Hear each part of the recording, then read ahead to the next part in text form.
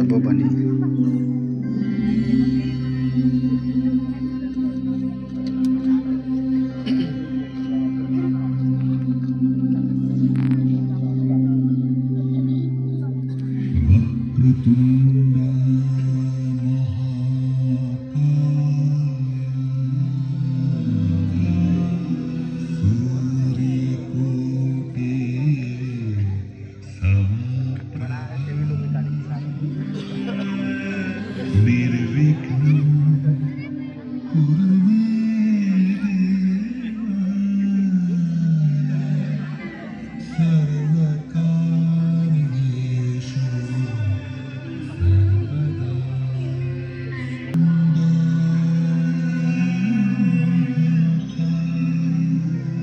Tikta na pero dari jaga.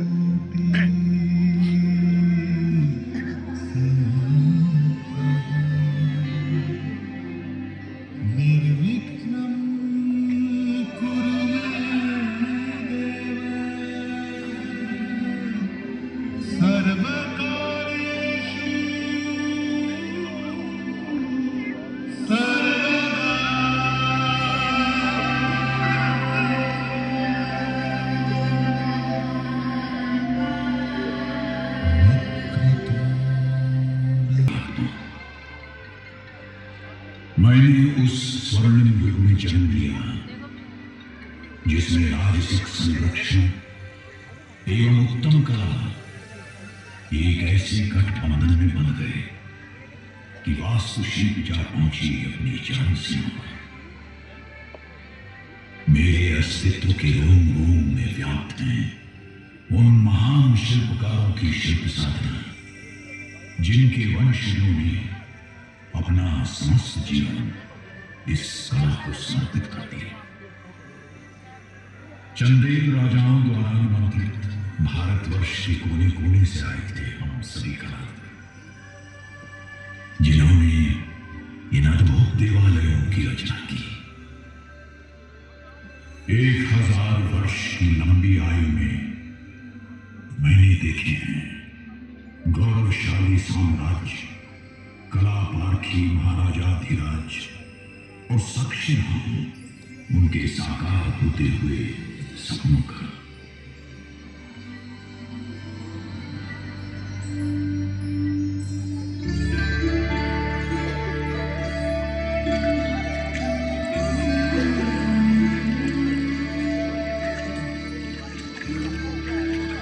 Kashi के निकट ग्रीष्म ऋतु की एक चांदनी रात में इस प्रसंग का आरंभ हुआ था, जब एक अपूर्व सुंदरी हेमवती कमल के फूलों के बीच सरोवर में स्नान कर रही थी।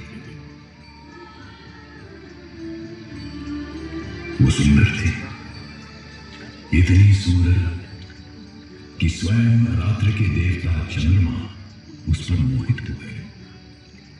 पृथ्वी पर उतरकर उन्होंने उसके साथ संभोग किया और जब उषा की पहली किरणों से आकाश में लाली छाने लगी तो अनमना सा चांद अपने आकाश परिवेश को लौटने पर लाचार हो गया।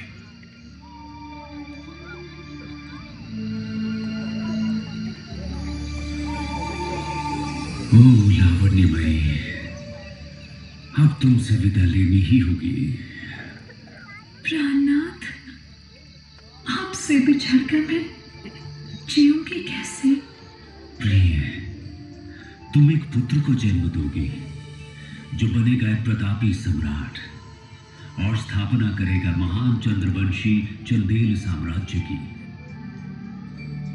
वही हमारे प्रेम को अमर बना देगा प्रियसी। एक पुत्र? मैं संसार को क्या मुंह दिखाऊंगी? ये कलंक कैसे झेलूंगी?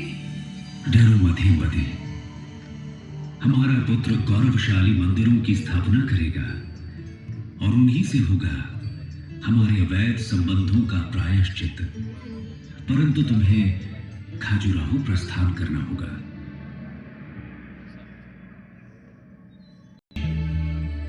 जहां उसने चंद्रवर्मा को जन्म दिया।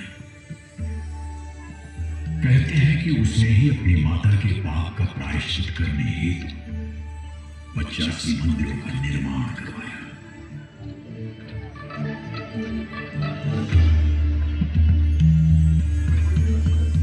परंतु इतिहास का कुछ और ही कहना है। उसकी धारणा है कि इन अद्भुत मंदिरों का निर्माण 10वीं और 12वीं शताब्दी के मध्य चंदेल राजाओं द्वारा हुआ। उत्तर भारतीय प्रतिहार राज्य के विधायक चंदेल शक्तिशाली होते जा रहे थे। चंदेल वंशी प्रतिहार राजाओं के नाम पर निरंतर तलवार खींचते और खजुराहो की पहाड़ियां अक्सर सेना के डंकों और तुरैयों के शोर से गूंज उठती। सन 940 चंदेल राजा यशोवर्मन ने कलिंजर के अजय दुर्ग पर हमला किया, जो मध्य भारत का सैन्य द्वार था।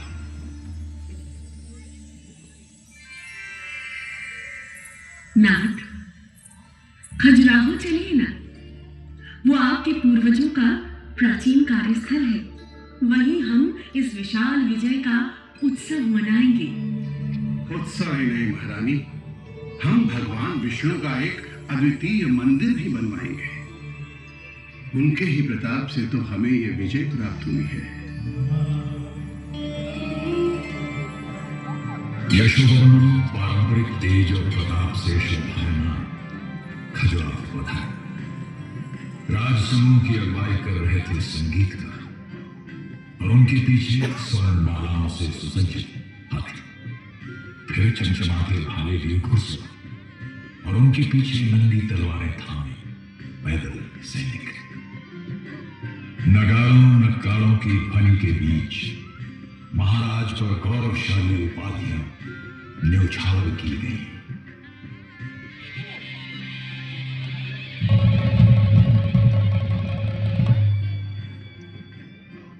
महाराजाधिराज कलिंजराधिपति महाराज यशोवर्मन पधार रहे हैं।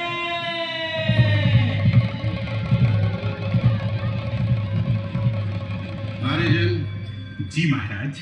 यही है वो स्थान। वाह, यहीं पर हम अपने मंदिर की स्थापना करेंगे। विचार उत्तम है महाराज।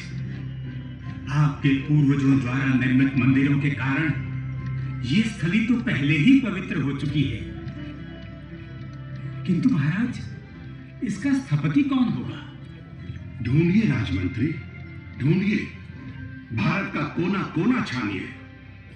एक ऐसे स्थपति की तलाश कीजिए जो वास्तु ज्ञान में अनोखा हो, जिसका ज्ञान असीमित, जिसकी कल्पना अद्वितीय तथा जिसकी दृष्टि उज्जवल हो। ऐसा स्थपति ही मेरे सपनों के मंदिर को आकार दे सकता है। शिल्पकार ने मंदिर की वास्तु योजना बनाई। मंदिर की भूमि जीवंत हुई थी। अनुभवी आचार्य अपने शिष्यों को कला के सार का ज्ञान भी कराते जाते। हाँ तो पुत्र, इस शिला में ढलेगी स्वर्ग की अप्सरा। याद है वो तालमान जो मैंने सिखाए थे? जी गुरुजी। हथेली बराबर उसका मुख होगा, 5, 9 और 13 हथेलियों बराबर उसका शरीर, ठोड़ी माथे से आधी और बस बस पुत्र बस, तुम्हें सब कंठस्थ है। किंतु गुरुजी, इस प्रतिमा में प्राण और चेतना कैसे जागृत करें? गति से पुत्र, गति से, शरीर के भाग को विभाजित करके। देखो इस चित्र में शरीर का त्रिभंग, सिर एक दिशा में मुड़ा हुआ, शरीर दूसरी दिशा में और घुटना यूं मुड़ा हुआ। वाह गुरुजी, ऐसा आभास होगा कि पत्थर की नायिका जीवित होकर मंदिर से धरती पर पग रखने वाली है। परंतु गुरुजी, मंदिर में इतनी नारी प्रतिमाएं क्यों अंकित की जाती हैं? क्योंकि नारी सृष्टि में सृजन का मूल है पुत्र। मनुष्य के जन्म से लेकर समाज को संस्कारी बनाने में नारी ही केंद्रीय भूमिका में है। गुरुजी, अब देवताओं की आकृति के बारे में कुछ ज्ञान कराइए। पहली बात तो यह है पुत्र कि ईश्वर का वर्णन असंभव है। ये नीति है, नीति है, नीति है। तो फिर इस निराकार को आकार कैसे दें गुरुजी? सर्वप्रथम हर उस कार्य का बहिष्कार करो जो तुम्हारे मन को अस्थिर करे। फिर योग साधना से इष्ट देव के अनोखे गुणों का सार समझो। याद रहे पुत्र, शरीर और मन दोनों ही कलाकार की कला के अस्त्र हैं।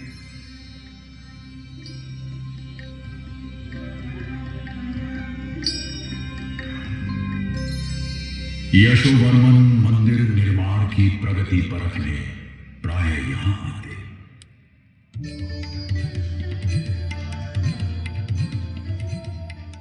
राजशिल्पी, भगवान वैकुंठ विष्णु का ये पंचायतन मंदिर वास्तव में अद्भुत है। राजन, कार्य पूर्ण होने पर यह पहले के सभी मंदिरों से सर्वोत्तम होगा और भविष्य में कभी कोई इसका प्रतिरूप नहीं बना सकेगा। राजशिल्पी, हमने आपसे विशाल निर्माण का आग्रह तो किया था, किंतु ये तो हमारी कल्पना से भी अधिक भव्य है। परंतु मंदिर के सामने एक तालाब अवश्य होना चाहिए जहां भक्तगण ईश्वर दर्शन से पहले स्नान कर सके। हम उस तालाब को नाम देंगे सागर। यशोवर्मन के पुत्र धर्मदेव के शासनकाल में चंदेलाओं की शक्ति उत्तरी भारत में चरम शिखर पर पहुंच गई। युद्ध में प्राप्त संपत्ति और पराजित प्रांतों से दिया गया कर राजधानी पर बरसने लगा।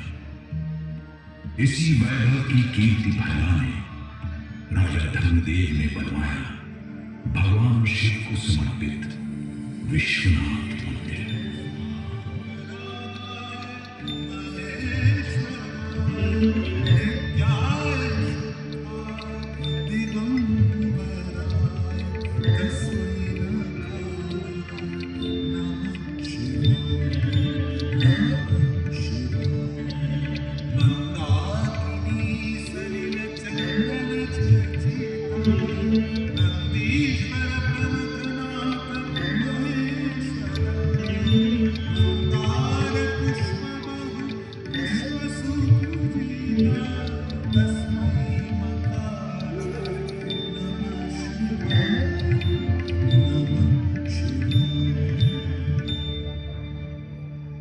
सुंदर, अति सुंदर।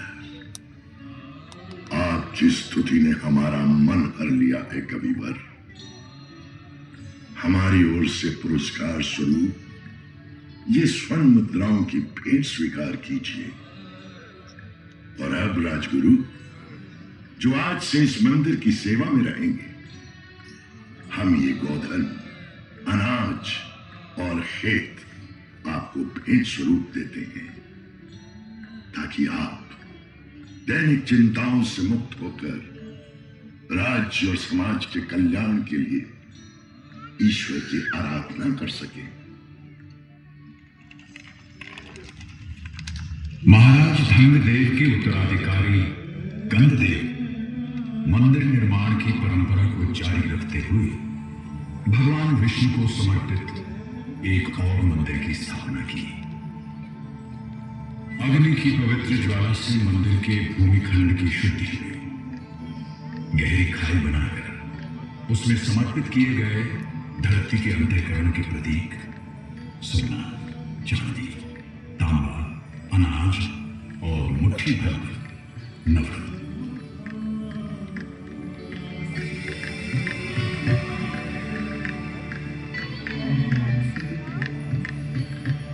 दीपक की झिलमिलाती लौ का प्रकाश धूप की भीनी सुगंध में घुलकर गर्भगृह को अलौकिक बना रहा था।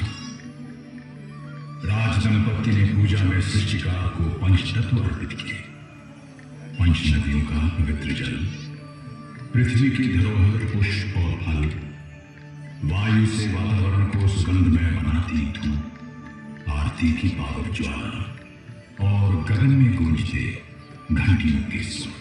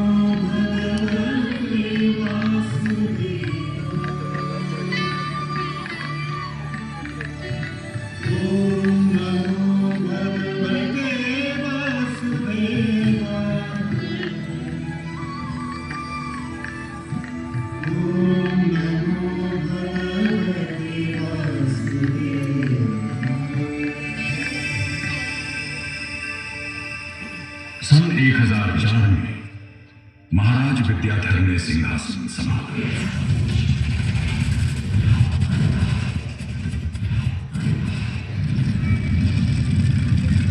सोने की चिड़िया कहलाने वाले भारत की अपार संपत्ति पर ललचाए अफगानी आक्रमणकारी महमूद गजनी ने सन 1019 में भारत की सीमा में प्रवेश किया।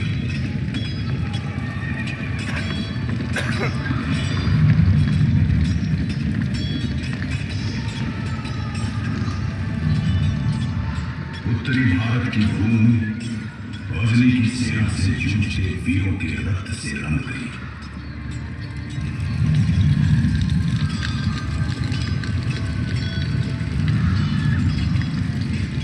राजा विद्याधर को भी आपदाई के आगे का समाचार मिला।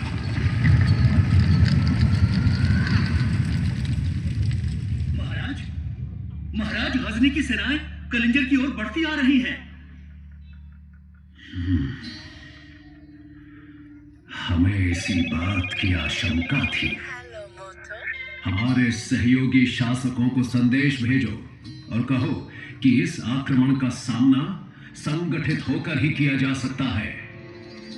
हर गाड़ी कूच को तैयार है महाराज। मेरे लिए कोई और आदेश? अति उत्तम। सेना को तैयार करो। महोबा की सेना को कालिंजर प्रस्थान का आदेश दो। घुड़सवार और हस्ती सवार भी अन्य सैनिकों सहित कूच की तैयारी करें।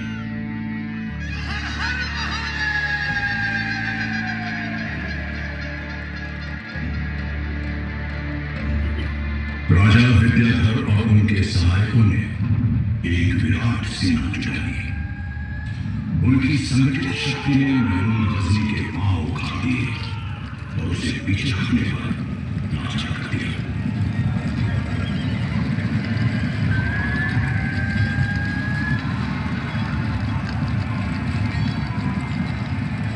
महमूद गजनी लौटा 3 वर्ष बाद। एक बार फिर कलिंजर के दुर्ग पर घेरा डाले। दिन और मास बीतते गए, परंतु गजनी की सेना दुर्ग की दृढ़ सुरक्षा न तोड़ पाई। अंततः एक सम्मानपूर्वक समझौता हुआ। गजनी के सैनिकों ने दुर्ग से घेरा उठा लिया, विद्याधर से परास्त होकर।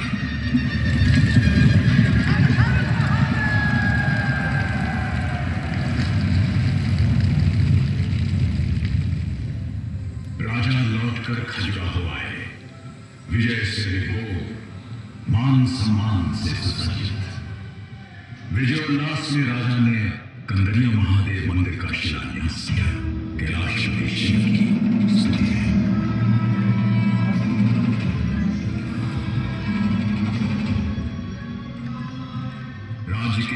स्थपतियों ने यहाँ के पूर्व रचित मंदिरों का गहरा अध्ययन किया।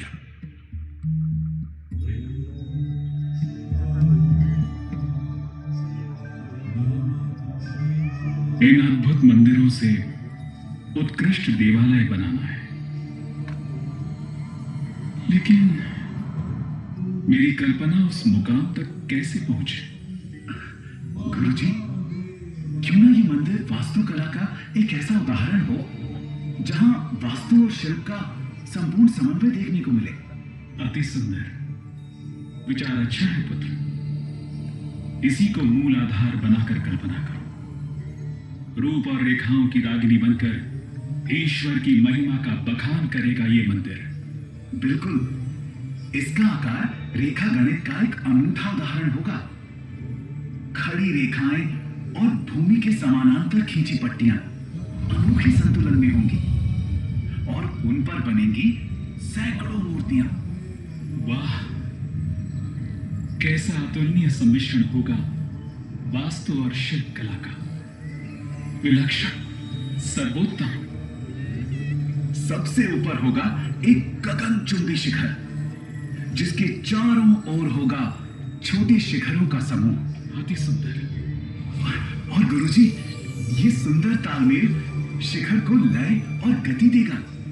वाह पुत्र, कैसी सुंदर प्रेरणा है, क्या असाधारण विचार है। तो आइए गुरुजी, शीघ्र इसका चित्रण करें और अंक विज्ञान का जोड़ तोड़ निकालें, जिससे हमारा मनचाहा समन्वय मिल सके। उत्तम विचार है पुत्र।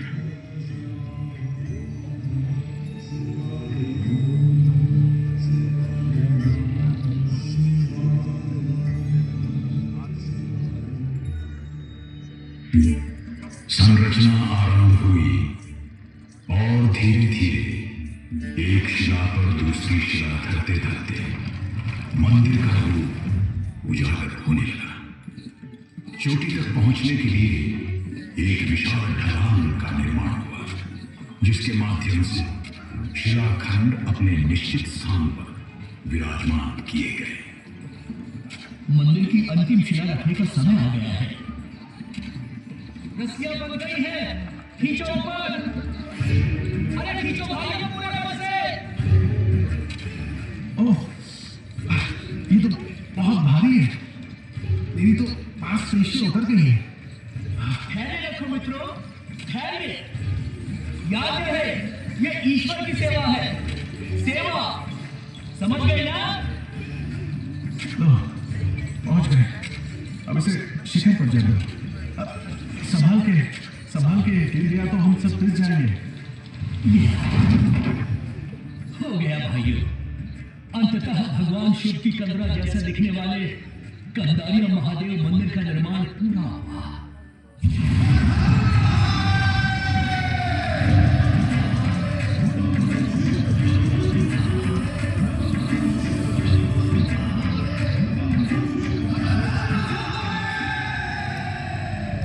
अति सुंदर, अति सुंदर।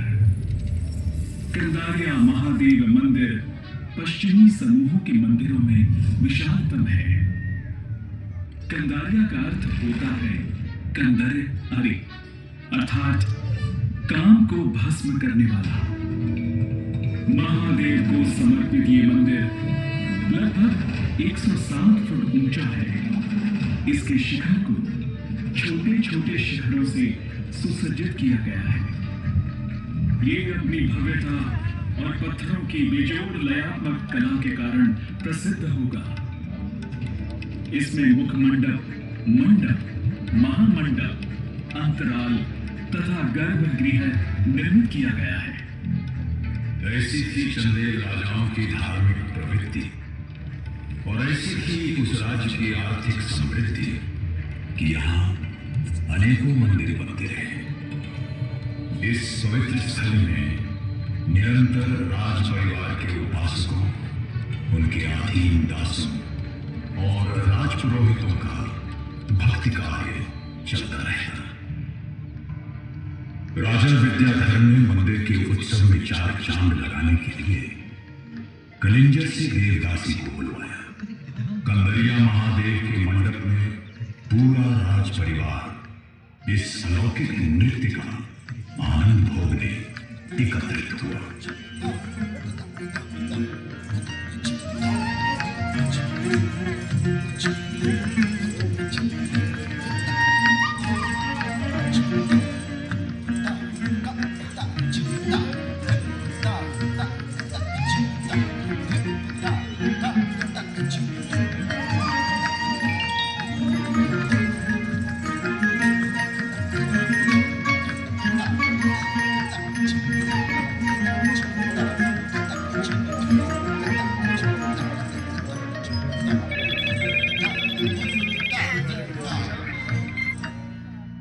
दिन के समय मंदिर के सजीव प्रांगण में हर ओर उपासना के स्वर गूंजते, किंतु प्रातःकाल यहां शांति का वास होता।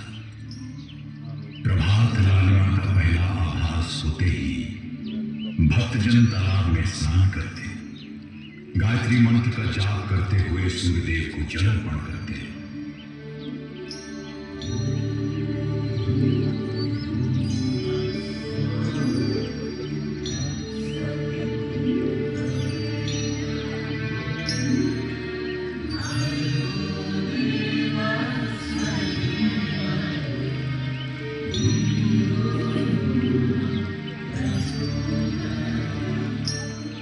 और जब सामूहिक स्तुति स्वर चरम सीमा को पहुंचता है तो सूर्य की प्रथम किरणें मंदिर द्वार का आलिंगन करती।